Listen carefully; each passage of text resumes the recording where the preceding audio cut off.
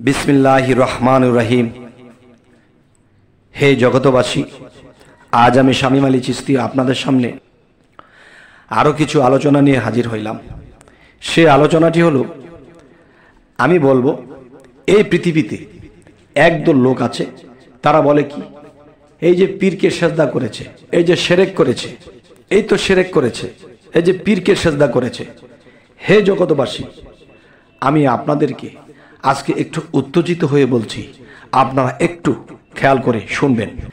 আর আমি বলবো কি, যতক্ষণ পর্যন্ত একজন কামিল পীরকে সামনে রেখে সেজদা দিতে না পারছে, ততক্ষণ পর্যন্ত তার সেজদা আল্লাহ পর্যন্ত পৌঁছাবে না।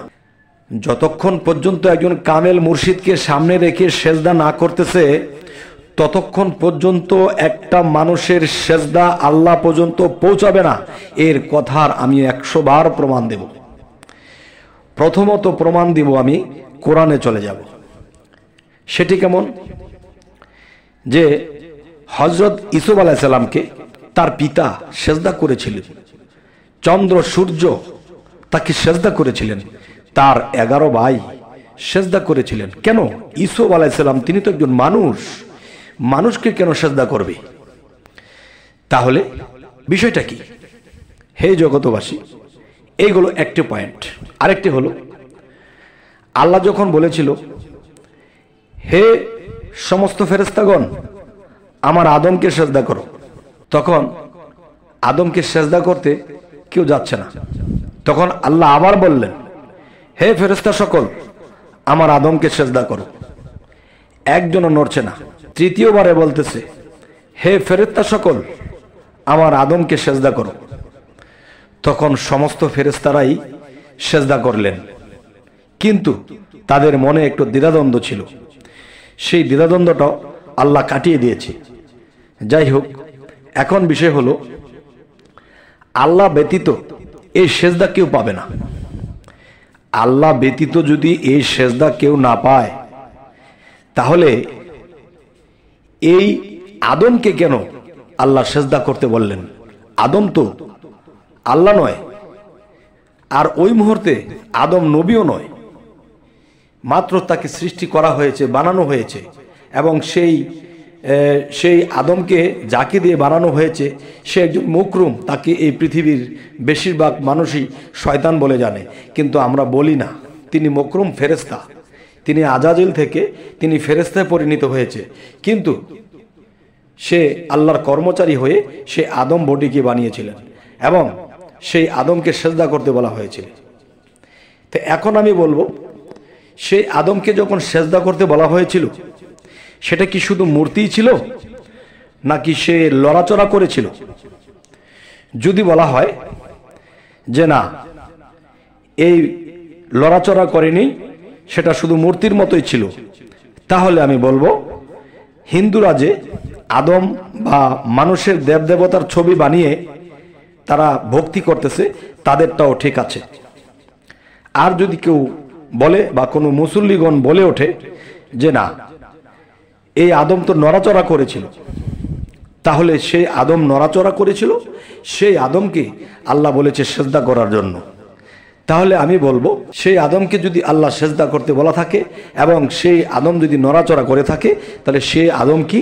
তার নাম হলো আদি আদম। তাহলে আমরা কে? এই পৃথিবীতে ওলিয়া উলিয়ারা তারা কে?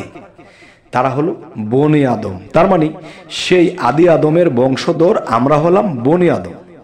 আচ্ছা, এই বনি আদমের কথা আল্লাহ কোরআনে কি বলেছে? যে নিজেকে পবিত্র করলো সেই সফল কাম, যে নিজেকে পবিত্র করলো সেই সফল কাম। তাহলে সফল কাম কেন? তাহলে সেই পবিত্র মানুষের মধ্যে আল্লাহ এসে মিশে তার কালবে বসত করে, তখনই সেই মানুষটি, তখনই বুঝতে হবে সেই মানুষটি পবিত্র হয়েছে। আর পবিত্র হয়েছে বলে আল্লাহ মহাপবিত্র, এই পবিত্রর মধ্যে এসে বসেছে। তো এখন আজকের যে কথাটি হলো, যে যদি সেই আদম নড়াচড়া করে থাকে, তাহলে এই জগতে যে কামেল পীরদেরকে সামনে রেখে যখন সেজদা করা হচ্ছে, তাহলে এটাও ঠিক আছে। এটা ঠিক আছে কেন? যদি আদি আদমকে সেজদা করতে বলা হয়, সেটা মূর্তি যদি হয়ে থাকে, তাহলে হিন্দুরা যেটা করতেছে এটাও ঠিক আছে। আর যদি আদম নড়াচড়া করে থাকে তাহলে কামেল পীরদেরকে যে সেজদা করা হইতেছে এটাও ঠিক আছে, কারণ সে আদম আর সে আদমের বংশধর, আমরা বনি আদম। তবে হে জগতবাসী, আমার এই আজকের কথাগুলো একটু উচ্চস্বর হচ্ছে, আপনারা কষ্ট নেবেন না। কেননা এই পৃথিবীতে একদল বলতেছে পীরকে সেজদা করা হারাম, আরেক দল বলতেছে শিরক, আরেক দল বলতেছে করা যায়, পীরকে সেজদা করা যায়। এই তিন দলের কথাই ভুল। পীরকে কখনোই সেজদা করা যাবে না। কেন? একটু আগে তো বললাম না, করা যাবে না। কেননা আমরা যখন কাবার দিকে ফিরে সেজদা করি, আমরা কিন্তু মূলত কাবাকে সেজদা করি না, আল্লাহকে করি। আমরা যখন একজন পীর বা মুর্শিদের দিকে ফিরে সেজদা করি, তখন কিন্তু আমরা সেই পীর বা মুর্শিদকে সেজদা করি না। আল্লাহ কি বলেছে? আমি মমিনের কালবে আছি। তো মমিনের কালবে যদি আল্লাহ থাকে, তাহলে সেজদা দিব কোন দিকে ফিরে? আচ্ছা, তাহলে সেদিকে ফিরে যদি আমি মমিন হকবর বলি, আমি শিরককারী হব। যদি বলি আদম হকবর, মানুষ হকবর, পীর হকবর, তাহলে আমি শিরককারী হয়ে যাব। আর যদি আমি বলি যে হে আল্লাহ, তুমি এই মুর্শিদের কালবে বিরাজমান, আমি মুর্শিদের কালবে তুমি যে বিরাজমান, তোমার সিংহাসন নিয়ে বসে আছো, আমি সেই মুর্শিদের দিকে ফিরে সেজদা করলাম আর আল্লাহু আকবার বললাম, তখন মুর্শিদের কালবে বসে আমার এই সেজদাটা আল্লাহ নিয়ে গেল। সুবহানাল্লাহ। তবে হে জগতবাসী, আজকের এই আলোচনাটি কেন করছি? এ কারণেই করছি, এই দ্বিধাদ্বন্দ্ব যেন পৃথিবীতে না থাকে। কারণ আমরা যেমন সেই কাবাকে সেজদা করি না, কাবার দিকে মুখ করে আমরা করি, কিন্তু কাবাকে সেজদা করি না। ঠিক মুর্শিদের দিকে আমরা মুখ করে সেজদা করি, মূলত মুর্শিদকে করি না, আল্লাহকে করি। কারণ আল্লাহ বলেছে মুমিনের কালবে আমি থাকি, আমি তোমার মুর্শিদের কালবে আছি। তাহলে সেই কাবার কথা কি বলেছে যে সেই কাবার ভিতরে আমি আছি? আচ্ছা যাক, সেদিকে যাব না, সেটা আরেক সাবজেক্ট হবে। তবে হে জগতবাসী, আজকের এই আলোচনা আপনাদের কেমন লাগছে? তবে আমার মনে চাচ্ছে যে আরো একটু বলি। যেমন মনে করেন যে ইয়াকুব আলাইহিস সালাম, ইউসুফ আলাইহিস সালামের পিতা, তিনিও নবী, আবার তার ছেলে তিনিও নবী। তো এখন বিষয় হলো, একজন নবী হয়ে আরেকজন নবীকে কি করে সেজদা করলো, এবং আরেকটা বিষয় হলো যে তার 11 ভাই কি বুঝে সেজদা করলো, এবং সূর্য চন্দ্র কি করে সেজদা করলো। এখানে বিষয়টা কি? সেজদা তো আল্লাহকে করবে, এখানে করলো কেন? হে জগতবাসী, আমি কমেন্টে আপনাদের কাছে এই উত্তরটা চাবো। এক, দ্বিতীয়ত আল্লাহ তো বলেছে আমি সেজদা পাবো একমাত্র, আর কেউ পৃথিবীতে সেজদা পাবে না। তাহলে কেউ যদি সেজদা না পায়, তাহলে আল্লাহ কেন বলল যে আমার আদমকে সেজদা করো? এই কথাটাও কি আপনাদের মাথায় ধরে না? যাই হোক, আজকের এই আলোচনাটি আপনাদের সামনে এ কারণেই করা হলো, যারা এই দ্বিধাদ্বন্দ্বের রশি ধরে টানছে, এবং এমনও লোক আছে যারা মুর্শিদ ধরেছে, তারা ভালো কিছু শিখতে পারেনি, ভালো কিছু অগ্রসর হতে পারেনি, তাদেরকে কথার পেছে জ্বালিয়ে আটকিয়ে দেয়, তখন তারা পথভ্রষ্ট হয়। তো আমার কথা হলো, কেউ নামাজ রোজাও পড়েনি, কেউ তরিকাও ধরেনি, এ তো লাগাম ছাড়া, এ তো কোনো পদেই সে নেই, না শরীয়তের ইবাদত না মারেফতের ইবাদত। যাই হোক, সে যখন মারেফতের দেশে, তরিকতের দেশে গেছে, তাহলে তাকে আমি পথভ্রষ্ট করে দিয়েছি, তখন আমি পাপিষ্ট হয়েছি। অবশ্যই আপনার সাজা হবে, কেননা আমার কথায় যদি কেউ পথভ্রষ্ট হয়। আচ্ছা, আরেকটা শ্রেষ্ঠ কথা বলে আমি রাখবো, সেই কথাটি হলো, এই পৃথিবীতে যারা মুর্শিদ না ধরে ইবাদত করবে, এদের কথা আল্লাহ সূরা কাহাফের 17 নম্বর আয়াতে বলেছে কি, যে এরা অবুঝ, এদের ইবাদত আমি আল্লাহ পর্যন্ত কখনোই পৌঁছাবে না। তাহলে যারা মুর্শিদ ধরে নাই তাদের গলাটা অনেক বড়, আর যারা মুর্শিদ ধরেছে, আল্লাহর সাধনা করতেছে, যাদের উপরে আল্লাহ খুশি, আর তারা বানাইতেছে মানুষের কাছে দোষী। তবে হে জগতবাসী, এখন যে কথাটি বলবো, যে দেখবেন যে সমাজের মধ্যে দলে দলে কুকুরগুলো বাস করে। একটা কুকুর কিন্তু আরেকটা কুকুরের জায়গা দেখলে খেউ খেউ করে নিয়ে নেয়। তাহলে দেখবেন শিয়াল কিন্তু জঙ্গলায় জঙ্গলায় থাকে, সে কিন্তু সমাজে আসতে পারে না, কিন্তু শিয়াল কিন্তু অনেক জ্ঞানী।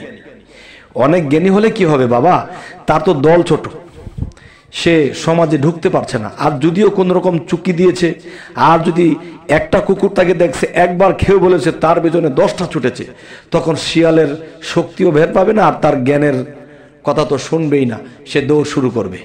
তখন সে বলবে, বাবা আমি একা হয়ে গেছি, ফাঁকা, আমার আশেপাশে নেই। তখন শিয়াল তার জায়গা চলে যায়। তাহলে যারা অবুঝ, এই অবুঝের দলটা বড় বড় বিদায় জ্ঞানীরা এখানে বসবাস করতে পারে না। ঠিক আমি তরিকতের লোকগুলাকে শিয়াল বানিয়েছি এবং শরীয়তের লোকগুলাকে আমি কুকুর বলেছি। কুকুর বলেছি কিরকম? এদের মধ্যে কুকুরের গুণ ক্ষমতা দেওয়া আছে এবং শিয়ালের গুণ ক্ষমতা দেওয়া আছে তরিকতের লোক যারা মুর্শিদ ধরেছে।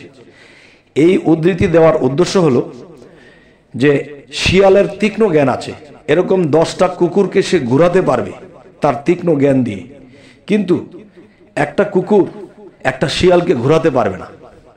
যদি জ্ঞানের দিক দেওয়া যায় তাহলে সে পারবে না। তবে একটা জিনিস কি, কুকুর কিন্তু প্রভু ভক্ত, তো প্রভু ভক্ত হলে প্রভুর জন্য অনেক কিছু করতে পারে, কিন্তু শিয়াল কিন্তু জ্ঞানী এবং প্রেমিকও বটে। যাই হোক, এই কথাগুলো বলার যে উদ্দেশ্য, অবশ্যই আপনারা বুঝেছেন যে আমরা শিয়াল হয়ে থাকবো না, আমরা কুকুর হয়ে থাকবো না, আমরা হব মানুষ। আমাদের মধ্যে মানুষের চরিত্র আনতে হবে। আর মানুষের চরিত্র যতক্ষণ পর্যন্ত আমাদের মধ্যে না আসবে, ততক্ষণ পর্যন্ত আপনি আমি কেউ ক্লিয়ার নয়। তবে হে জগতবাসী, আমাদের এই চ্যানেলের আলোচনা যদি আপনাদের ভালো লাগে তো অবশ্যই সাবস্ক্রাইব করে রাখুন, পরবর্তীতে আমাদের এই আলোচনা আপনাদের কাছে পৌঁছে যাবে। তো আজ এ বলেই রাখবো, সকলেই ভালো থাকবেন। আল্লাহ হাফিজ।